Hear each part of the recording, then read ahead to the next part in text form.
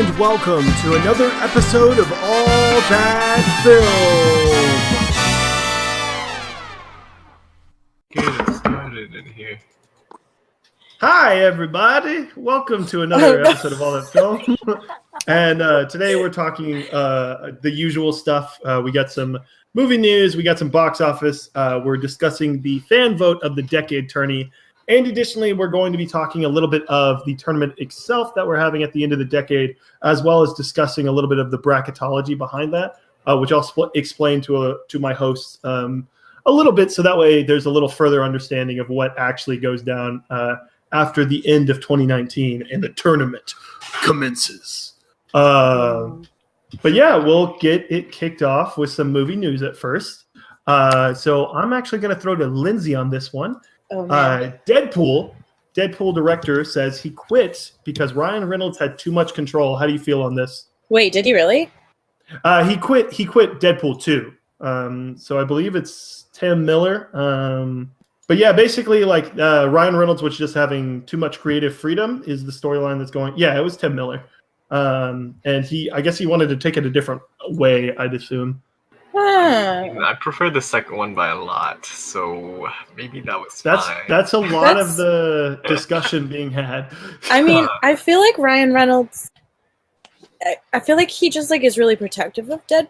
Mm-hmm. So there was probably just some tension there because I don't know. I feel like Ryan Reynolds is more important to Deadpool than Tim Miller is. So I'm like fine with him being controlling. I think part of the issue is that there were like 4 people working on Deadpool when it was starting up, and they were sort of trying to like almost create a reactionary pull from people, so that way studios are like, oh hey, maybe we should make this movie.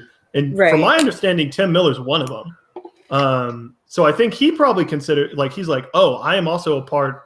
Like I should have a big piece in this pie as well. And clearly, like Reynolds has the star power, so that was part of that. I don't know. It just seems odd for a project. Yeah, that is interesting. I don't know. I can kind of see it from both sides. I can see why he would feel like he was being like cut out or whatever. Mm-hmm. But I can also see like why Ryan Reynolds is so protective of it because it's like. It's part of his brand now. That's the thing, right? Like he's like known as Deadpool now, so like it is important for it to go the way that he's comfortable with it going. You know? Yeah. Okay, let me try to equate this. If Chadwick Boseman wanted to take Black Panther 2 in a different way than what Coogler wanted, No. I don't think it's the same. That's Marvel. That's like you can't touch that.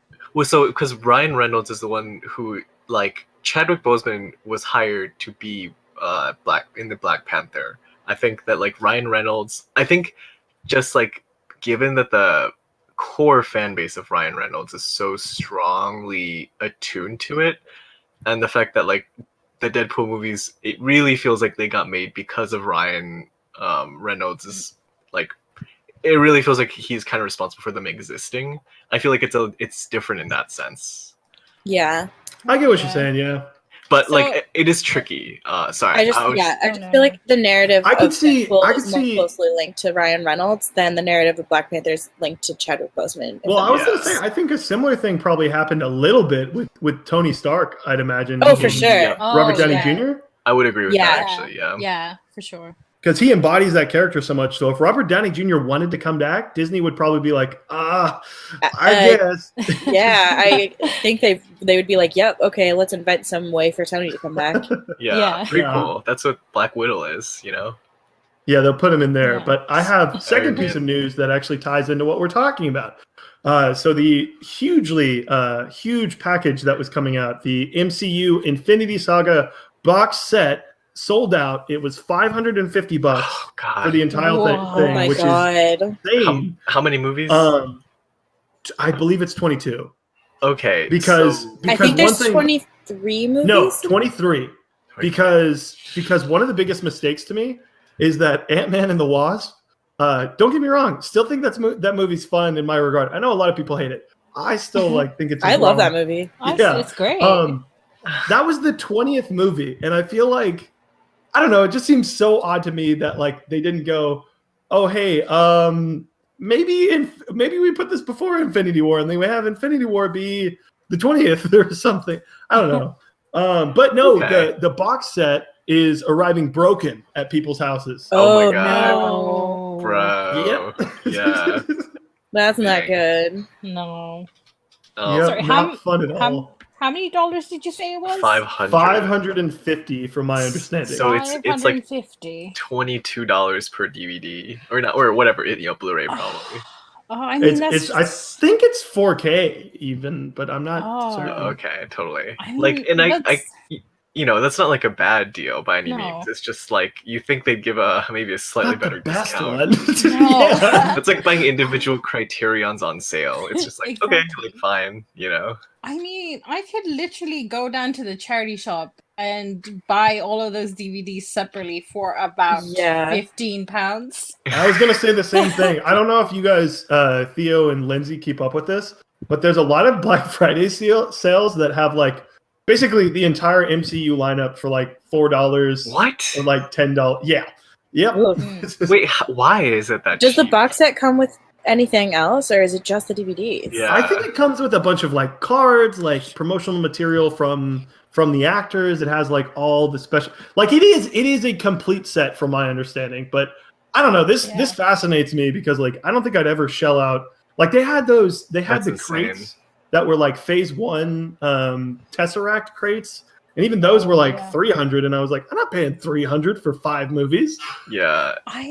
The thing is, this is going to keep compounding, and you're going to get more phases. So Yeah. eventually, it's going to cost the same as a house. Get the Marvel Infinity Saga house. Yeah. No, but I felt Honestly. the same way with even to some extent like Bergman's Criterion collection. I was like, man, that's a pretty good deal because I think it's like $8 a movie. If you buy it on sale. Yeah. And I was like, even then, like, that's a lot of movies that I'm just buying, and it's kind of expensive. No, I agree with that. I might buy the Godzilla one though. The Godzilla, so that's the thing that kind of gets me because Bergman is like, it's just the lump sum of Bergman it's like oof, but it's like okay, fine, and Godzilla is even higher. But I can see like if you really love Godzilla, that's a good deal. Anyway, I sorry, think that's Godzilla's is irrelevant. lower. Is it really? I'm pretty sure it's lower when it's on sale, but it hasn't been on okay. sale yet. Anyway, sorry, that's irrelevant. But No, you're fine. Yeah, but side note, but that Roma Criterion cover. it's better than the Tirum one by Pasolini. God, sorry. I have my last piece of news for Theo. James McAvoy says he lost roles for being, quote, too short. Now, as a fellow short Oh my king, God. Theo, Short King. how do you feel about this one? I don't. That's funny. I mean, so that's funny because I can definitely see that. I don't know where I heard this, but sometime in the past I heard that sometimes there are a lot of like actors that are really well known are shorter Than you would think. Yep. than you think. Cough, cough, Tom Cruise. Well, and I Daniel had Radcliffe heard was really short too. right. I had heard it Yeah. was something to do with like proportions or something. And so like this is all really silly and just it's shot composition, actually. yeah, shot composition. Sorry, that's probably what it is. And like again, this is all like pretty silly. And while I think he's probably not wrong, that's also like saying, "Oh, I lost this role because I'm not like." Well, I was gonna say I'm not like Asian, but then ScarJo proved us wrong. But like, it's just like you can't change anything about it. But like, what if the role No. calls for someone who's tall? You know, like I don't know. Sorry, someone else jump Yeah. in. I do think it would kind of matter if he did say rom-coms, and like totally you can tell me I'm totally wrong on this, but That's true. No, you're right. like, You always yeah. have to have a tall, Yeah. romantic. yeah, I think like it would matter much more if it was rom-coms, and it shouldn't, but like it kind of does. Yeah, I would agree with that. Yeah, I think Maybe those McAvoy are- just wants to be a rom-com king. I wish He he wanted- would. What McConaughey had and didn't appreciate. You're right. He wanted his Ghost of Girlfriends Past. because 10 days to forget about you. No, but I think that is is odd interesting though, because there's so many A-list actors that are like his height exactly. or shorter. So like, yeah, exactly. is it really because of your height, or is it because of your acting abilities, or maybe you just weren't right for that role? I was gonna say I think part of it is I don't think McAvoy's up there in like superstar territory. Yep. Whereas I think if you can get like a Tom Cruise, if you can get a Mark Wahlberg, like those type of people, even Matt Damon to some extent, because I don't think Matt Damon's that tall. They bring people in, like they have name recognition, so it's like, oh, okay, like we can make it work around him. We have like the actor. Whereas I think James McAvoy, like they're not like, oh, hey, this next like huge movie, we're gonna have James McAvoy as the big like buff hero, even though he's huge. I almost wonder if they're talking about Split because they don't say which movie that they thought his height would be a problem. He said one specifically. They made like he got cast for it, and they were like, "This is going to be an issue." And I'm trying to think what it would be. I mean, he's 5'7". I just looked it up. That's not that short. It's not that short. yeah, it's hard. Oh, sorry. What were you saying? Oh no, God! Sorry, Robert Downey Jr. is only 1 centimeter taller than Tom Holland. Bro, he's gonna like post on his like incel blog that 1 centimeter made all the difference. Short, tall privilege. I think that's gonna wrap it up for Short King time. And I love Short King time. We're gonna move on to our next segment, where we're talking about the box office of the weekend. And I don't know if you guys were frozen with these cold temperatures. I honestly can't tell if that means Frozen 2 did well or not. Frozen 2 killed it at the box office. It did great. Whoa. It got a 125 opening weekend just in the US alone. I think it's 330 worldwide. People are loving it, but here's what I wonder. Yeah. Lindsay, have you seen this movie? Frozen 2? Yes. Yes. Okay, my only question to you is, do you think this sustains like the amount of staying power as Frozen 1 did? Because that was a huge phenomenon that lasted week after week. I don't know that it's gonna grip like culturally as much as the first Frozen did, just because that became so big. I definitely think it's gonna make about the same amount of money though, just because it has no competition right now in terms of like kids movies, children's movies. Yeah. And children's movies tend to last for like a long time in the box office. So I think it'll last, like, I think it'll be pretty popular all the way through December and January. So I do think it'll make equal to or more money than the first one did. Yeah. I have one side thing that I know probably doesn't matter at all. It's just sort of a wonder. I wonder a little bit if the release of Disney Plus sort of does, like, it limits how many families are going to the theater. Yeah, just because they're like, oh, hey, I can throw on a Disney movie right here for you now. I think for sure, but I don't think that'll affect Frozen, just because Frozen is so popular with kids that parents are going to be like, we have to bring them to see the second Frozen because so many kids love Frozen. Yeah. I just wonder if that's ever going to happen for, like, say, like when Dumbo comes out. Like, oh yeah, I think type definitely of film like that. Yeah, I think it could definitely affect some other kids' movies. Yeah. And then the rest of the box office, vroom, vroom, second place is Ford v Ferrari. What's doing decent for what type of film it is. A Beautiful Day in the Neighborhood. It's doing better than I thought it would. Oh, no, I was talking about A Beautiful Day in the Neighborhood. Oh. Ford v Ferrari is still holding strong. Yeah, it's doing a lot better than I was expecting. Yeah. But yeah, A Beautiful Day in the Neighborhood at third with 13.5. I think this is one of those that, you know, it's like a Greatest Showman type where people keep seeing it each weekend, like a decent amount, just because they're so interested in Mr. Rogers. But hopefully it makes more money. That would be cool. And then the stinky 21 Bridges. Stinky, damn. Yeah. No, I'm sorry. I'm trying to come up with good adjectives. No, it really didn't do very well. I just think this is, as we in the biz say, DOA, Dead on Arrival. Yeah. I don't know if this. I don't know. This is a weird project, and I think I think especially with the marketing, because I was like, I'm probably not going to see it, so I'll watch this trailer. They were really pushing like the Russos producing on this project. Yep. And I think people really, whoever was in charge of this project, like doesn't understand the MCU is known for like the MCU, Robert Downey Jr., maybe a little bit of Chris Evans. We'll have to see how Knives Out does. But for the most part, it's known just for the MCU. Yeah, it's not like the directors that are popular. Yeah. Especially when they're not even directing this movie, they're just producing it. Well, yeah, exactly. But yeah, in fifth place, we had Midway still holding on for dear life. Those olds are gonna like their movies. Actually, Midway nearly beating Playing with Fire. It would have been so great if we could have talked Playing with Fire again. Playing with Fire is the underdog of 2019. It is. It's hit 1 billion. we all wish we could be. All right, so we're going to move on to the next segment where we're just sort of talking about how the fan vote for the tourney shook up.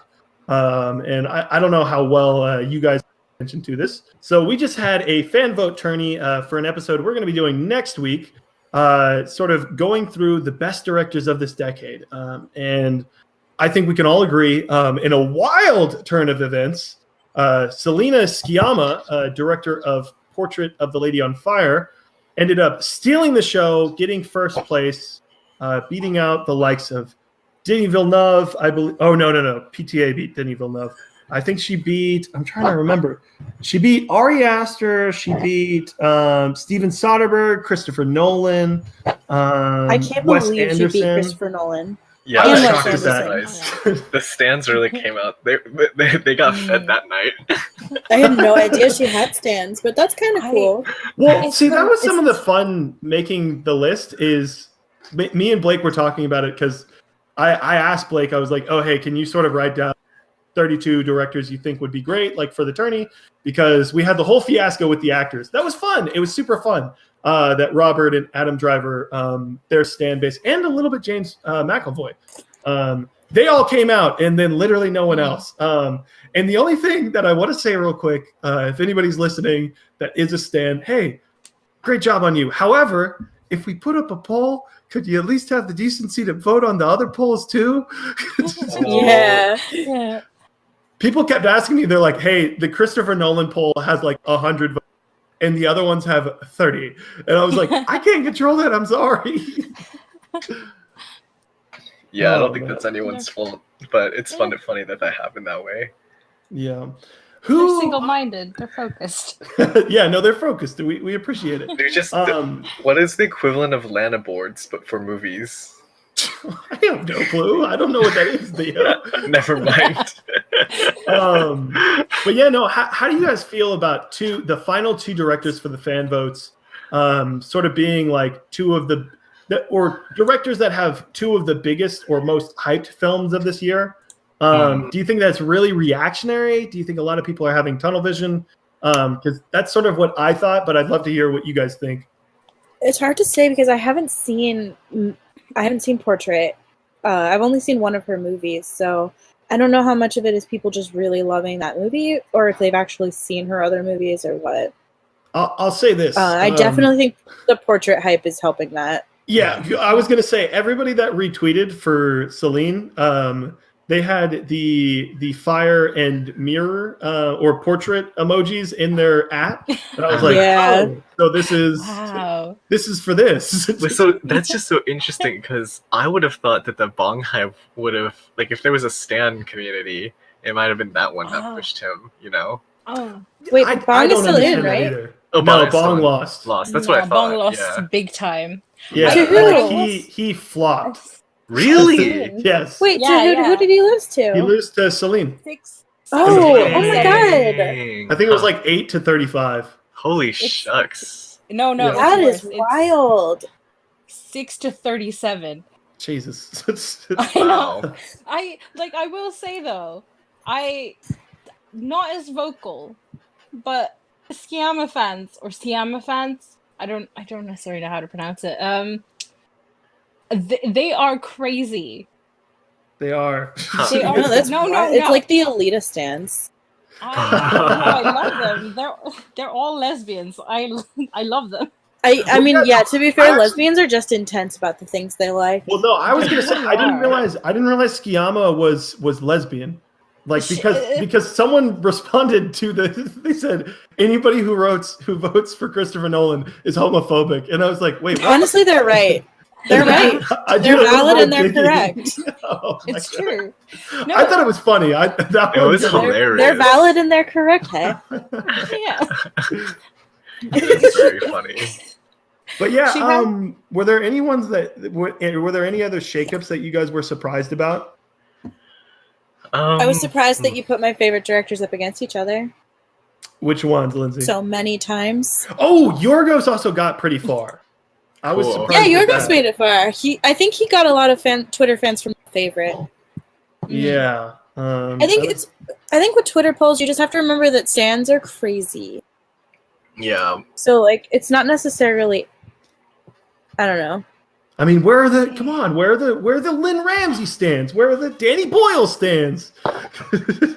Where are the Lynn? So here's where are the thing. Lynn Ramsey? I think having a recently good movie is so important because Danny Boyle with Where'd You Go, Bernadette? I love Danny Boyle. That's not Danny Boyle. Wait, really? He did Yesterday. Where'd You Go, Bernadette is Richard Linklater.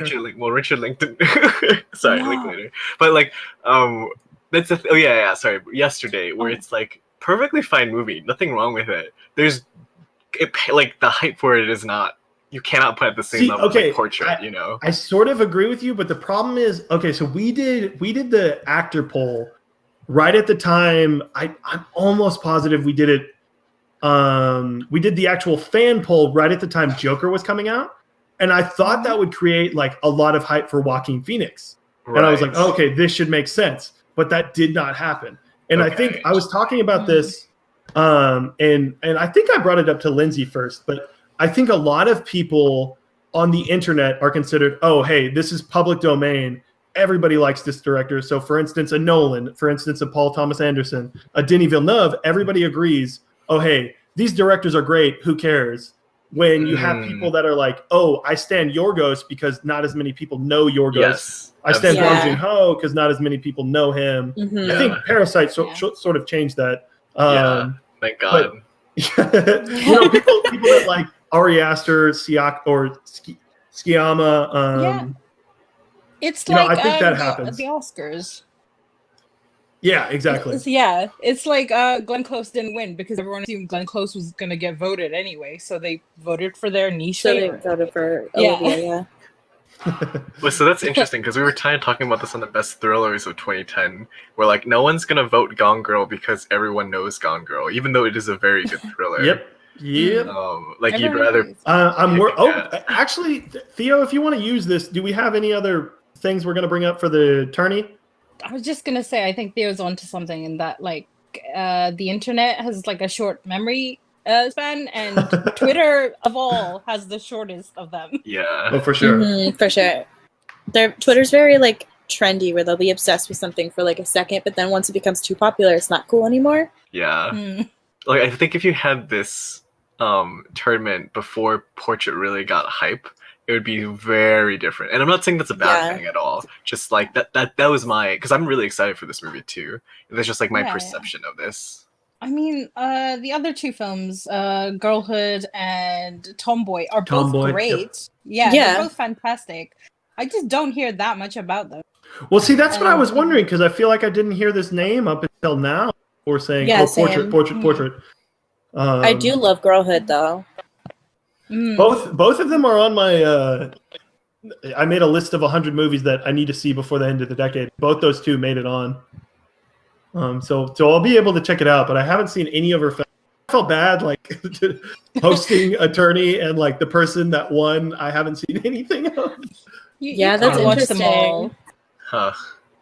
Yeah, but I'm gonna have to check her out. Yeah. Now we have to wait so long to see Portrait.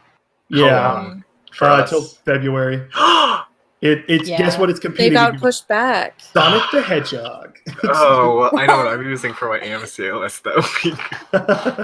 But I want to touch on a point that Theo was talking to when he mentioned Gone Girl, because we're getting into talking about the tourney, and we'll sort of talk about all the films that have come up that have already made it in the tourney. But additionally, we're going to talk about some of the films that haven't yet made it. Cool. And one of the things specifically that I wanted to bring up is, something like Gone Girl. I'm worried that we all agree like Gone Girl is great. And because of that, like, I don't know. For instance, like Blake has told me like, oh, hey, I'm probably going to go like Spring Breakers for my personal pick if I have one, like if I'm in the top 10 of people. And, I have films that like I'd love to bring up, but I'm worried there's going to be films where it's like, this has to be in the tourney. And honestly, I'll open this to you guys. What 10 films, I can pull up the list in a second. What 10 films do you see like winning the fan vote on Twitter? Of the decade? Yes. So there's a fan vote basically there's going to be like 40 to 50 films that they're allowed to vote on, and whichever one gets the most retweets and favorites collectively, they are put into the tourney. So there's 10 slots for that, and they're going to be posted the start of December. That all depends on which stan groups come out, though. Like, I'm worried Twitter has tunnel vision. Yeah. Oh yeah, for sure. Well, so I'm interested in like what which ones you think, hey, because I know you're more familiar with this. Okay, so for instance, we were talking about it in the best picture part. I think Lady Bird has a huge chance of winning. Okay, I'm gonna say this real quick. I am shocked, like beyond belief, that no one out of all, I think we've gotten like 120 people that have nominated. It might be less than that. Might be like 80. We've had like 80 people that brought up like their 3 favorite films of the decade or films that they want to be voted on. Get Out has not come up once. Holy crap. Okay, seriously, Get Out is so underappreciated here. I don't know what's going on. Well, so here's my thing. It's like, I think Get Out is actually not over. It is appreciated to the same degree, in my perspective, where it's almost like no one wants to pick it because everyone's like, whoa, this is just great, right? And everyone's like, yeah, it is great. And I'm not saying that as like you're wrong, because I totally think like it really should. It's really one of my favorite movies of this decade. I was just like, damn, I stand these other ones like more for me. Well, yeah, no, I was gonna say when we were doing I'm glad we had Lindsay on for the 2017 Oscars repicking, because like I'm not even the biggest fan of Get Out, but I was like, guys, what is going on? Like, Get Out should be voted in here. I'm glad. It's genuinely one of my favorite movies of all time, so I was also really surprised. Like, I know it's popular, but like, I don't know. I don't think it's overrated or anything. I feel like it definitely deserves to be in the conversation for best of the decade. Yes, for sure. I agree. It's so relevant. Like, I was actually really torn between picking it or my personal favorite, because I was like, I don't think my personal favorite will like make it very far, and for that reason, I still love Get Out. So maybe you should just say it, because I think it would go far at least. Yeah, well, that also helped that Get Out was my personal favorite of that year. Yeah, fair. So I wasn't like deciding between two. No, for sure. Do you think? But go for it, Turtle. Do you think because of its? No, I'm not. I'm rethinking this, but like, do you think because of what a cultural impact it made, that people are a tiny bit Get Out fatigued, or that it's too far in the pot? No, that's not right. I mean, with the way like the internet actually works, like, okay, so for instance, obviously like this was a little bit joking, but also serious. I think Lindsay actually meant this serious. Like I had found out that Roma was getting released on Criterion, and I was like, how on earth is no one talking about this? And people were like, that came out like 5 days ago, dude. Like, that's in the past, like for internet. No, that genuinely is old news for internet news. Like, I was being completely serious. Yeah, no, I know. And that's one of the crazy things. Like, I don't know. I don't know what's going to happen with it, because something like, even when people bring up Captain Marvel, they're like, oh, I thought Captain Marvel came out 2 years ago because like how many movies come out? And I wonder if, I don't know, there's almost a fatigue with like jam-packed movies that we have to see every like week. Yeah, for sure. Yeah. Has it not been 2 years? I'm being genuine here. Jen is a troll. Came out this year. It's been 2 years Don't listen, since don't Get listen Out. to Jen. She's trolling. I'm being Oh, no. serious. I was talking. Are you talking Captain Marvel? Has it been 2 years? No, what? Dude, it No, came out in Captain Marvel- February. No, it Captain came Marvel out came this out year. this year, guys. What? Yeah, no, I'm aware of that. The turtle Jen's is not. trolling. I'm genuinely not. I am, as far as Turtle. I'm concerned, it came out 3 years ago. No, it literally came out less than a year ago. That You're- proves. No, it's okay. I feel the same way where I'm like, oh, Spider-Man Into the Spider-Verse? Like, man, that's a classic by now. You know? It's been a year. like Oh, old yeah, news. you Yeah, know? it's same. I see the thing happen on Twitter where like Parasite hasn't even come out everywhere, and people are talking about the scene where the sister's at the door doing like the story Oh, song, yes. and they're like, guys, this Yeah. scene is so slept on, and it's like the movie isn't out yet. Like, But, like, it's that's- not. are they wrong? But No, they, no. like they're not even like some people on the internet aren't even letting breathe anymore. Like Yep. I don't know. There's some people, I forget which one I said. Oh, someone was like, "Oh, the underrated gem of art of self-defense," and I was like, "It's been 4 months since that movie came out." Like, I don't know. I feel like people are. It's weird because like there used to be like cult movies that like would find their way on like streaming when they come out on DVDs, and it'd be like 2 years after. And I feel like it's way quicker now. Like as soon as something is available to watch on HD, it's like, okay, let's check this out. And then the internet decides, hey, this is great. Please see it. But yeah, no, I have a couple more if you guys want me to list some of the fan vote films that I think will make it in. Yeah. Do you want me to just talk about all of them that we've said yes to? And here's another question I have for y'all. So we said no to a couple of films. We've said no to specifically 7 movies. And my question is, should we open it for all of them and just say, you know what? If someone brought it up, put it in the fan vote. Yeah. Why not? Because That's Yeah, I almost where I agree. was at, because I was like, it feels bad not to like put, because so many people like took their time to be like, oh hey, 3 films your way, and I was like, man, like the no category kind of makes me feel a little bit negative now. And of these 7, so I'll name them for you guys real quick. We're looking at American Honey, cool. Yeah. First Reformed, Yes. Shutter Island, which Okay, I'm not totally. too high on. I love Shutter Island. Okay, but I'm not gonna lie, that one worries me a little bit because it came out in 2010, I think, and I think it's that thing we were talking about where it's already like forgotten. Oh yeah. Because I think Scorsese's other film, Wolf of Wall Street, like I think that still has staying power because it's so like iconic, and like the nature, like it has outlandish scenes that like keep coming back up. But we're memes. looking at sorry, what? Oh no, just the memes. Yeah, exactly. That's his staying power.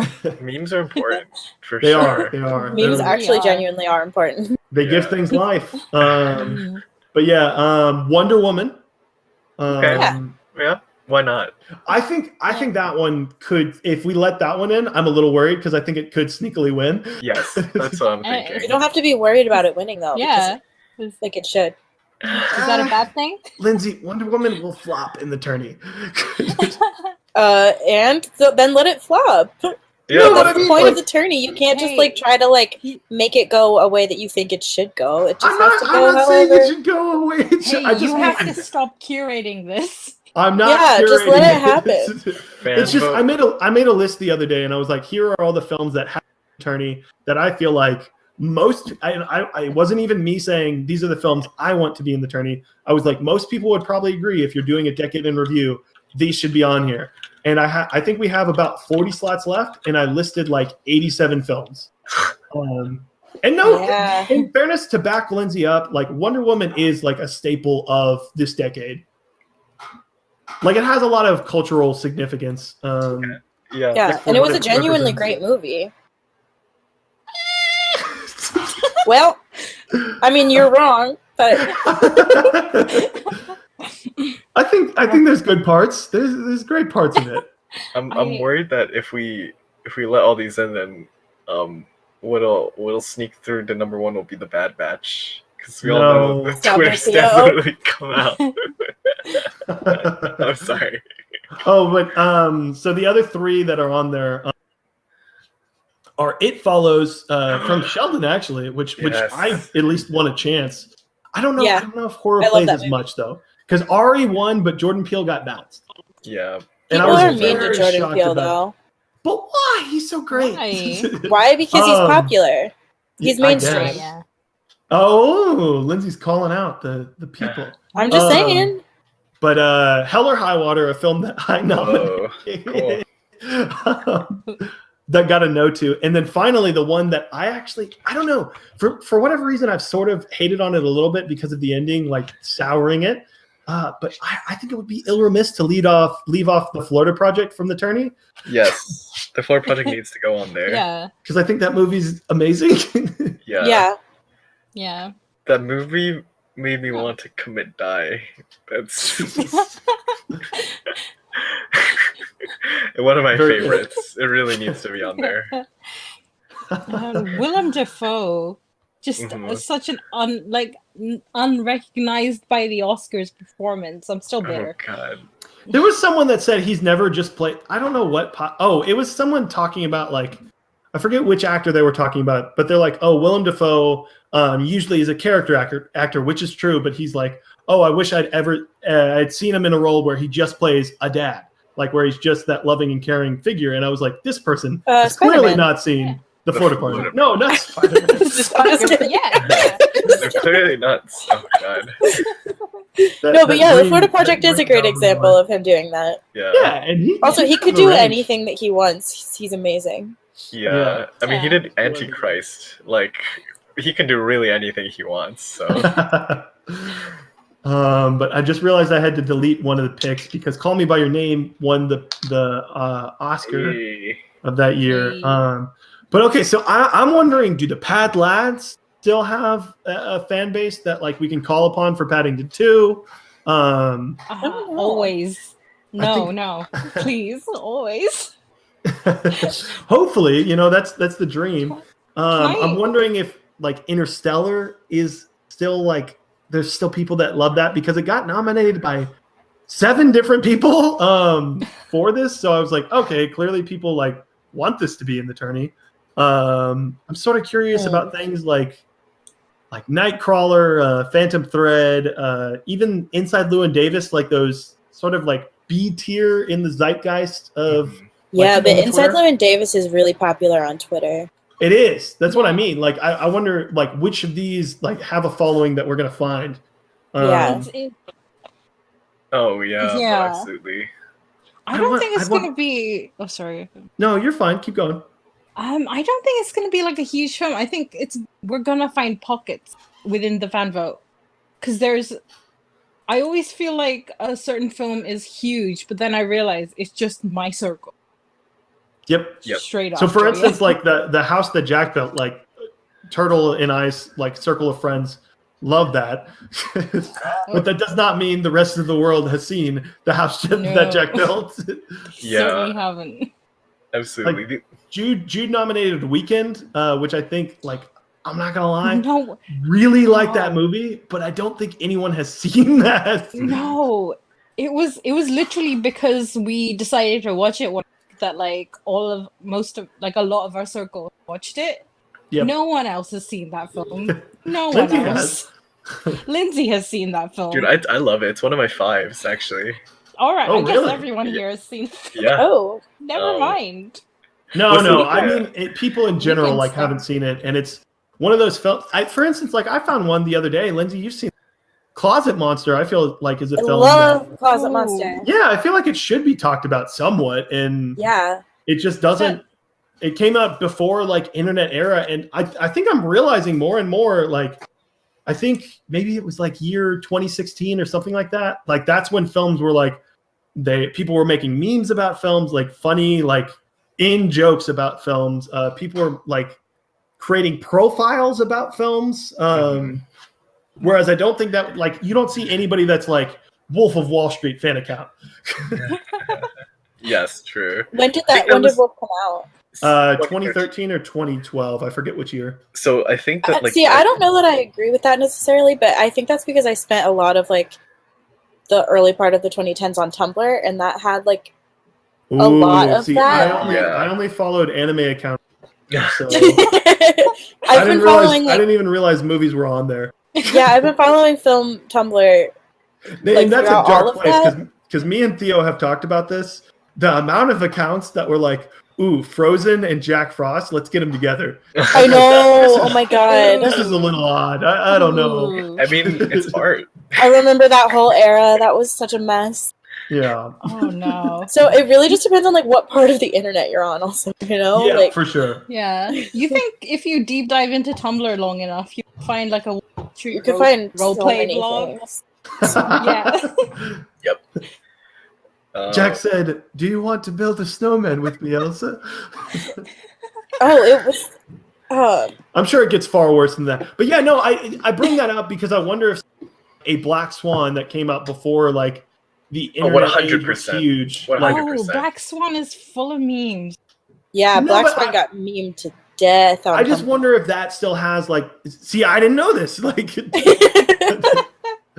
I just wonder if people will show out for that. Black Swan, I think that still has a pretty solid fan base, actually. I'm hoping because I really like Black Swan. Yeah, Yeah. I agree. I think that like any movie that has, I think you're right. It wouldn't be to the degree that like Bong Hive would have, and I just say Bong Hive because that's the one that's most prevalent. But I think it would certainly. I mean, I'm just gonna put this out there. Anything that's like lesbian or like gay, Yep, it's always gonna Yeah. have. It gets a little bit of a boost. Yes, that's understandable. Yeah. If you know, like, what is the percentage of people on Twitter who are queer? It's probably disproportionately high. Like, So- It's just that gay people are loud.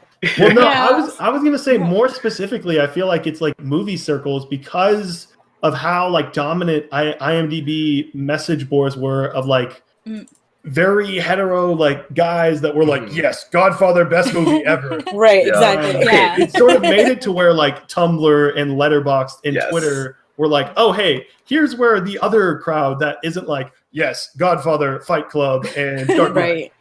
and also I feel like how do I say this? Like the majority of LGBT are bad, and the Wait, moment whoa, Yes. whoa, wait, No, wait, the hold majority up. of No, LGBT Hold up.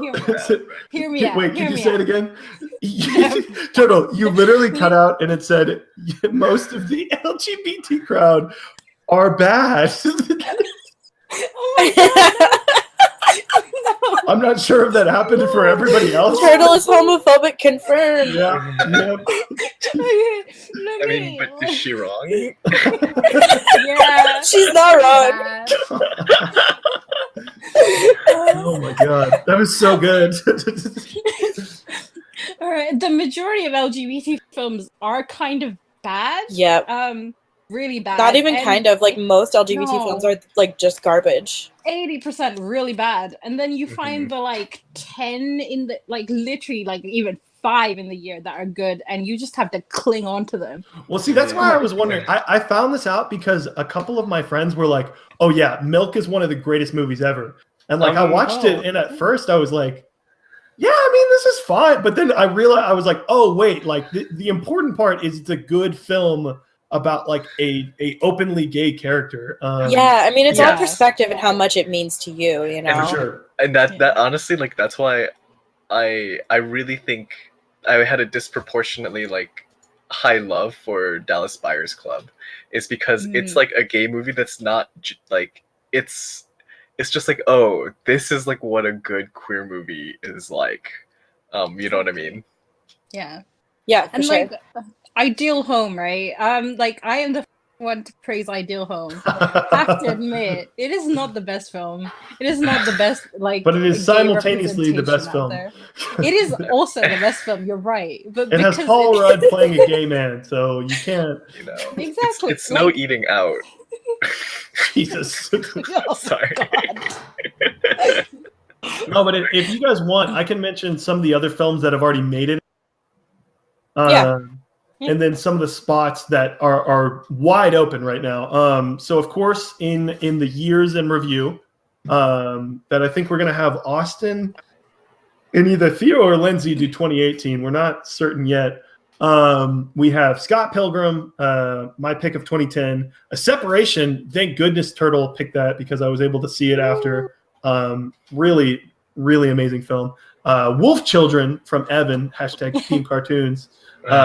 Prisoners from Josh, Mommy from Andrea, Room from Gavin, which was a big surprise for me. But yeah, no, he's a huge fan of Room. And then 2016 was La La Land from Jude. And I don't know. Austin's the one that's going to do 2017. I have no clue what his pick is. I asked him, I was like, oh, hey, do you want to tell me like before we record? He's like, I want it to be a surprise. And I was like, I like that.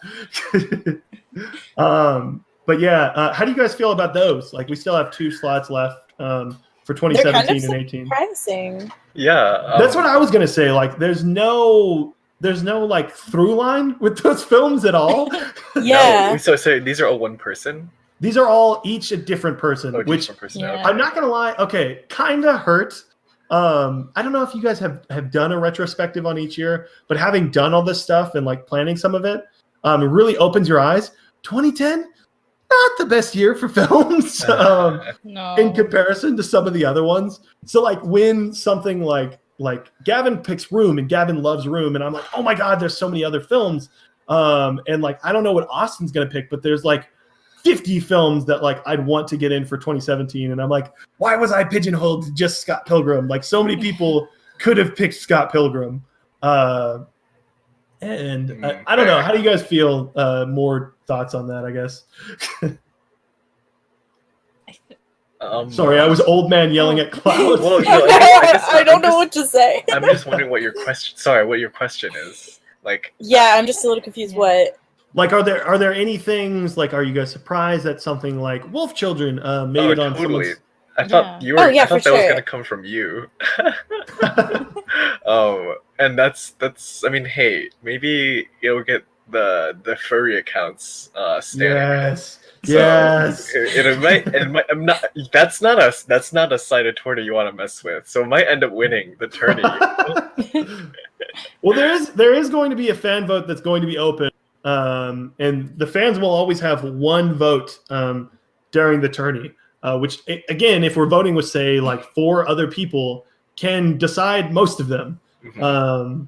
But yeah, some of the others. So we did the best blank of the decade. So we're looking at Mad Max for best action film, What We Do in the Shadows for best comedy, Into the Spider-Verse landslide of best animated film. It was difficult because it's one of those things where it's like for instance, both Mad Max and Into the Spider-Verse, Mad Max was actually dangerously close to going to either John Wick or The Raid. Good. Yeah, just because I love The Raid and I'm happy people. I love The Raid so much. It. I hope it gets in the tourney. That's one of the films. Like I personally would like to save, but I know it wouldn't do too hot. Same. And Into the Spider-Verse, like. It was me, Margot, and Evan, and there was an air of, oh hey, like, who are we fooling? This is the best film, this is the best animated film of the decade. Like, we can't not hype it up as that.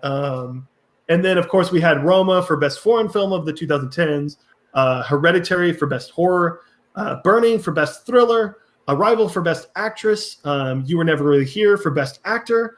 And then we have, we have Blade Runner 2049 for best sci-fi. Mm-hmm. And then we only have 1 slot left, and I'm interested to see where you guys would vote on. Well, I don't know. I don't want to spoil things if you guys are going to be on the episode. But I'm interested, how do you guys feel best director will go of the decade? Oof.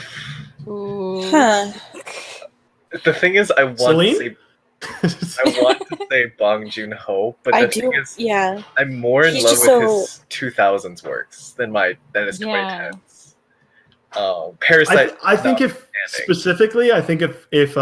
for you in particular and a couple other people, if Mother had come out in 2010, Yes. Yep. there's a lot of directors like that. I forget which one, because I was looking at it and I think it's Hasada for me. Hasada's still up there, but I always think that he has, for whatever reason, Girl Who Leapt Through Time and Summer Wars, because those came out late in the 2010s. Okay. And I'm like, oh no, those are not this decade. Yep.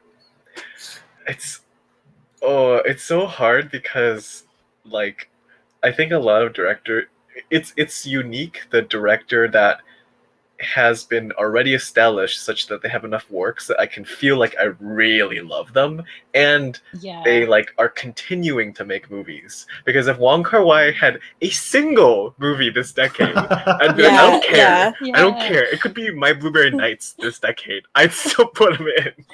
His spirit just like got sent into Barry Jenkins, and that's how these two movies have gotten. Honestly, Barry Jenkins might be my favorite director of this decade, even though he only has 2 movies. Mm-hmm. But I don't think like amount of movies matters. It's like the quality of the movies, and those 2 movies are genuinely 2 of my favorite movies of the decade. So okay, I think. Here's all I was gonna say. I think it matters a little bit. I don't think you can put someone as best director for one effort. Okay, yeah, that's fair. Yeah, because Lulu Wang is up there for me just off The Farewell. No, I get that. Wait. I have one, but you're not gonna like it. You better not say. I'm worried Blake's gonna say Zaylor. No, it's actually Jia Zhangke, who did Ashes Pierced White, A Touch of Sin, and Mountains May Depart in this decade. There's no way I'm saying that because no one will fucking vote for it. I was gonna say, I was like, I have no clue who that is. I'm sorry. That is hands. I'm sorry. I was thinking and I was like, whoa, hands down. Sorry, I'm done. That was my spiel. I stand. No, go for it. I actually, so for complete transparency, we actually pushed this back a little bit because we wanted people to be able to see The Irishman. And I think that's an important one to bring up because for sure, Martin Scorsese's had an interesting decade. Like, as for much as like the MCU stuff has been like, shut up, you old man. Like he's so old. Like he made Wolf of Wall Street when he was 70, and that still blows my mind. Yes, like, I agree. 7-year-old made one of the like fastest paced movies. For sure. And he made one of the slowest movies, like very close after that, in Silence. Oh man, Hugo was also this decade, and that's such a different style than like any of his other movies. I think this is. I don't know if you'd agree with this one because you bring that up, Hugo. The Hugo thing, Lindsay. Would you say out of all the decades Martin Scorsese has, this is the least amount of like clarity on his style? I agree. Oh yeah, I definitely would agree. Because what the frick is Silence? You know, like it makes complete sense. But I feel like that's totally cool though, because like. He's so old. I mean, and he's so old and already established that he could just do whatever he wants. He could just make. He could make 5 Irishmans, and everybody would be like, "Yeah, no, you've earned this." Yeah, exactly. Like let him experiment with styles and do whatever he wants. Yeah, I think that's really cool, actually. He could have made the Joker, but he's too busy, I guess. Yeah. Can I bring up another one of my favorite directors of the decade? Sure. Ryan Coogler. Made 3 I also solid movies. I wish he would have come out with, or I wish he would have done better in the Tourney. He deserved to do better because all 3 movies that he had this decade are 5 out of 5s for me. Like, can you name some? Fruitvale Station, Fruitvale Station, Creed, and Black Panther. Okay. All right. Well, I was asking Lindsay, but thanks. Hey. Oh, sorry. I was mansplaining for you, Theo. I'm just kidding. Like, Fruitvale Station was his debut, and it was like one of the most powerful movies I've ever seen. Okay. And then he followed it up with Creed, which is like a Rocky like sequel, and like that was crazy. But then he also made it better than the first Rocky, and like he made me care about boxing, which was wild, and it was such a great movie. And then he had Black Panther, which is like one of the biggest movies of the decade. So I just feel like he's an important person that should be talked about. Have they all been Michael B. Jordan? Yep, they love He's each been in other. all 3. Yeah, they love each other. Yeah, his muse. That's the thing. I honestly love directors who have muses, who like rarely. well, this might not be the case here, but like whose muses rarely starred anything but that director's movies. I just find that to be like such an interesting relationship. But anyways, keep going. Yeah, like Sofia Coppola and Kirsten Dunst. Yes. Yes, I love it. But Tarantino and Feet. Yeah, I love it. Yeah, for sure. Yeah. Werner Herzog and that one crazy guy he keeps hiring. Anyway, sorry. But how about you, Jen? I can't like it's honestly between Fincher and Yorgos Lanthimos. Oh yes. Yeah. Yorgos Lanthimos, I think like 10 out of 10 on all 3 films, and they are all amazing. They're all quirky and weird, but I think in terms of the amount of audience he has, I think it's really been the favorite. Yeah. So I'm thinking about Fincher because in terms of just the amount of popularity gotten. See, I'd like Fincher because so I guess I have to explain this part too.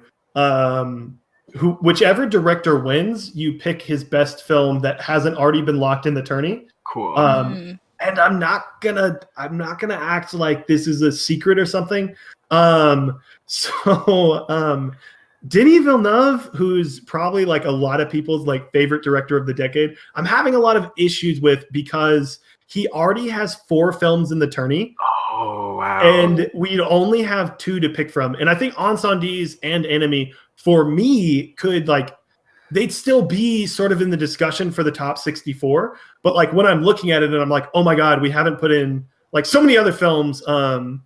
It's just one of those things where it's like, are we going to say like, oh, hey, Denis Villeneuve, and we're going to pick Encendies, which like is probably like my 4th or 5th Denis Villeneuve film, like in terms of enjoyment. Which is a testament. Keep going. No, I'm just a little worried about that one. Totally, yeah. Yeah. I think that like that's the thing is like I think it'd be hilarious if in the tourney ended up being, let's say 5 Denis the top 5 of competing against each other. That would be funny if they're all paired up against each other. I didn't realize that he had that many already because I knew Blade Runner and I knew Arrival, but I didn't know which other ones. He has Blade Runner, Prisoners, Arrival, and Sicario. Oh, good. Sicario. Okay. Yep. Cool. Sicario won. Okay. Wait. So that actually is a good transition, Theo. So real quick, some of the let me just say this is a wild list in comparison to like the Oscars, Best Pictures, and I'll pull up the winners because you're looking at. Oh wait. Lindsay's got an issue. Wi-Fi. Oh no, she was just saying her Wi-Fi is dead. Oh okay. Yeah, he says who gives a fuck. No, that's not what I was saying. Yeah, fuck Lindsay. That's not what I was saying. Lindsay, can you type and let us know if it's okay if we keep going? Release the Snyder cut. Release the Lindsay cut. Yes. No, but so for in comparison, I'm looking up Best Picture winners of the decade. And so for us, we had The Social Network taking it for 2010. We had Drive taking it for 2011. We had The Master taking it for 2012. Her 2013.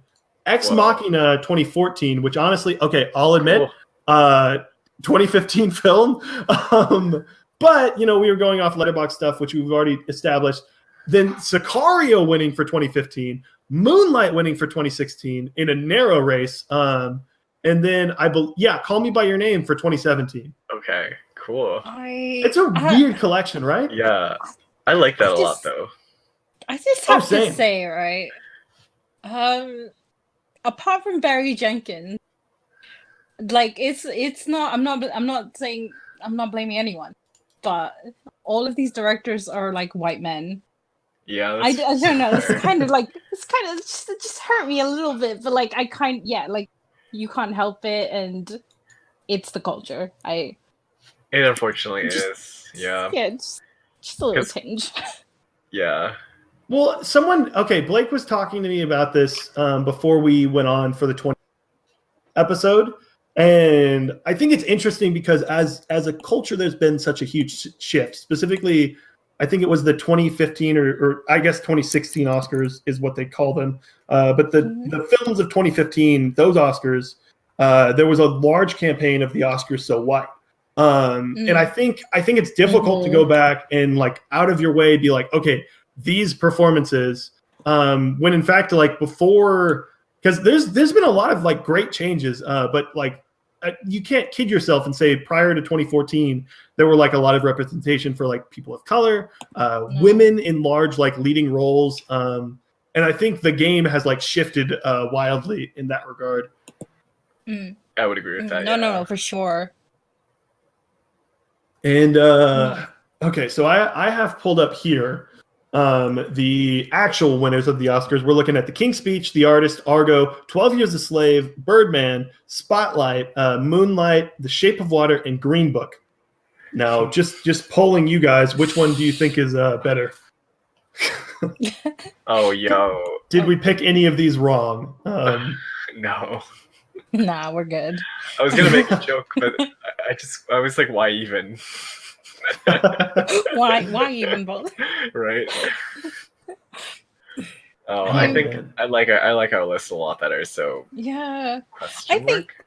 But the only thing I was gonna say, I think that I was shocked with, I'm really surprised that her, and I think people were voting based off like best film, and I think a lot of people do that for best picture, and that's fine.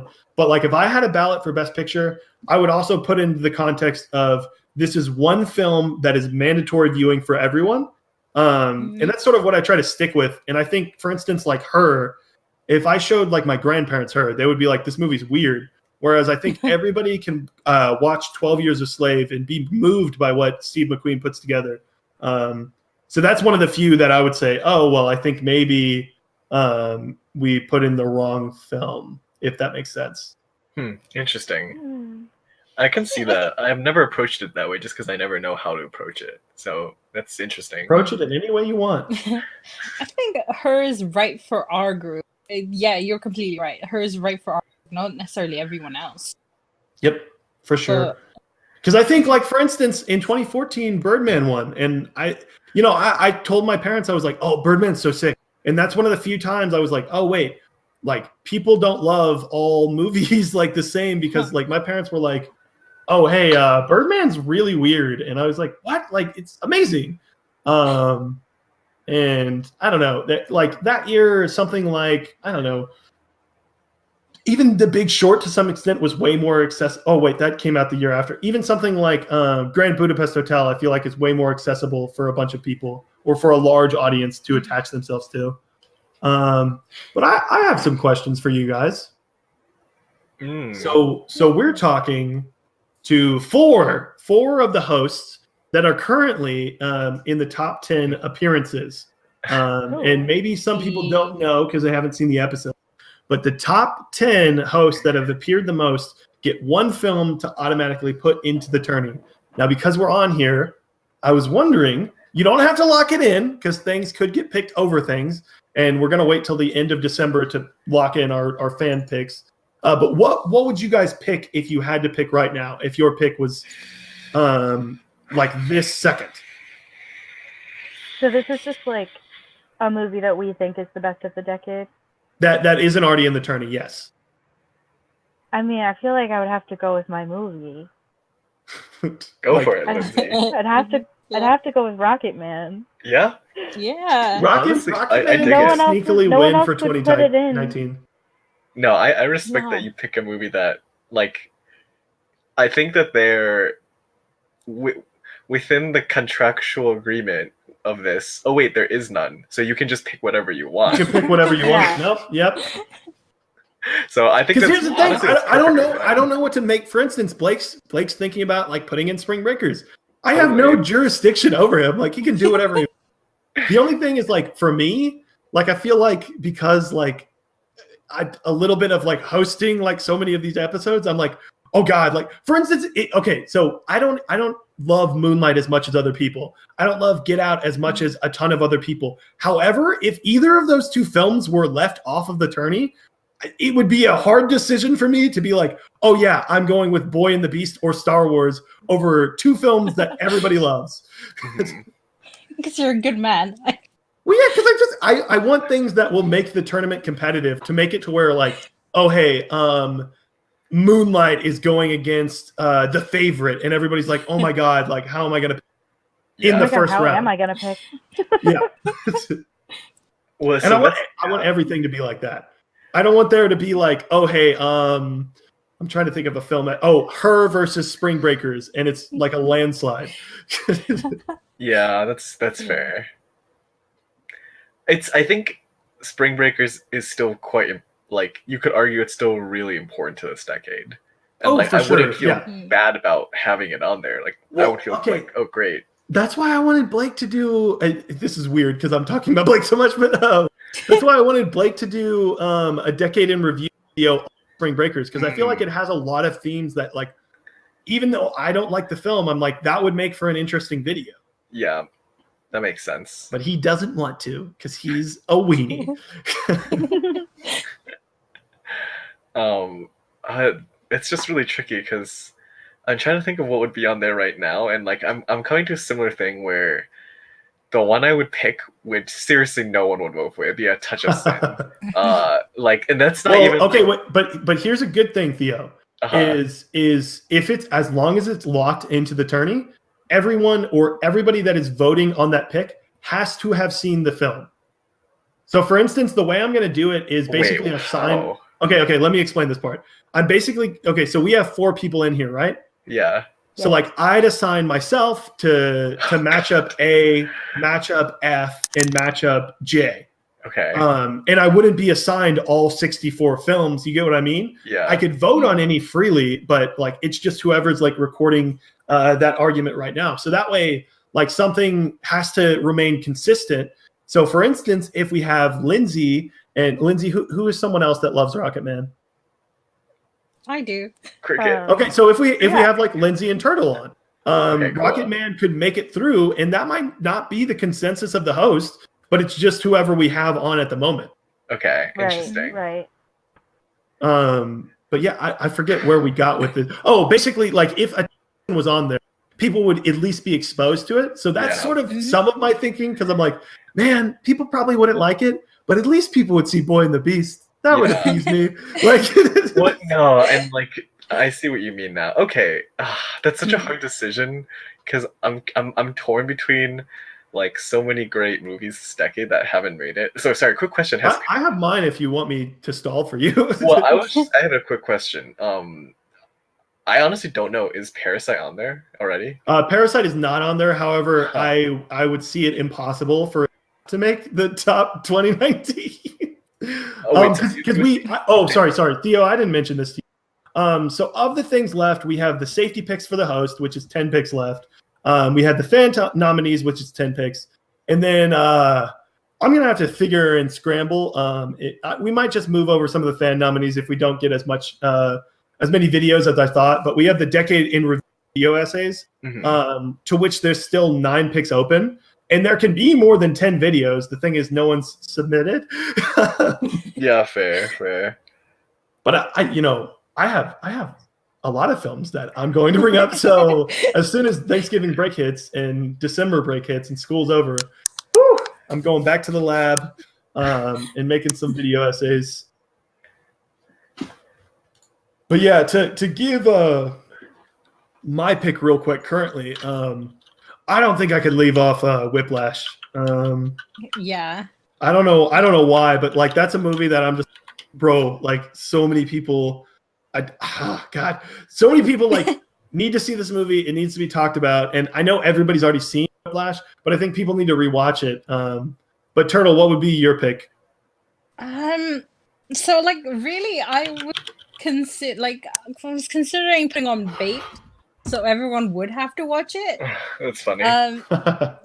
But I just realized it's coming out in like late January in DVD, and it's a British film, and like literally only I was able to see it, and I think only I will be able to see it in that time. So so many good films, but I think I'm going to go for, like, for now, The Love Witch. Oh, really? nice. Wow. Good choice. Yeah. I just like really Oh no, she spilled her sundae on herself. I'm so sorry. All right. Some technically difficulties. Technically aside. difficulties. I thought you were talking about I'm Not a Witch. I don't know anything about the Love Witch. I think okay, right. I think Anna Biller should have been like a good contender for director of the decade, because she's like, more than anyone else that I know, she has such a singular point of view that she makes a film with. I mean, like The Love Witch, I believe she did the costuming, she did like She did. She wrote it, edited, directed, Yeah. produced, and scored. Sorry, I'm on the wiki right now. Yeah, no, go for it. She is honestly one of my favorite films of the decade. And I think everyone should see it. It's really interesting. She, like you can see from screenshots of the trailer. Oop. So yeah. You cut out for me, but I think it's going to be fine with the audio. Theo, do you have a pick in mind, or otherwise we're going to close it out? It's so hard. So like, as of right now, and you can explain to me more about it later. It's between three: Silence, or Parasite, or A Touch of Sin, for surprisingly very different reasons. I think A Touch of Sin is probably looking outside in, or inside. I forget which one it is, but I don't think that has as much. So like, if any of them left over, because I don't see. What was it? Oh, I could see Silence making it, especially if Scorsese were to win director, which might not happen. But Parasite, Theo, I'm not. There's no way Parasite doesn't win Best I'm just Film. saying, it's my safety. It's my safety. That's gonna be like my default. Because we have one slot for the fans for 2019. Right. Yeah. And I mean, they're gonna see pick the farewell. No obviously. way. No. But then I'll just switch. Yeah. But anyways, so those would be my picks. Nice. And then we'll wrap it up. Do you guys want to do recommends, or have you not been consuming anything art-wise this week? I have one, but I don't know if it's on streaming yet. Okay.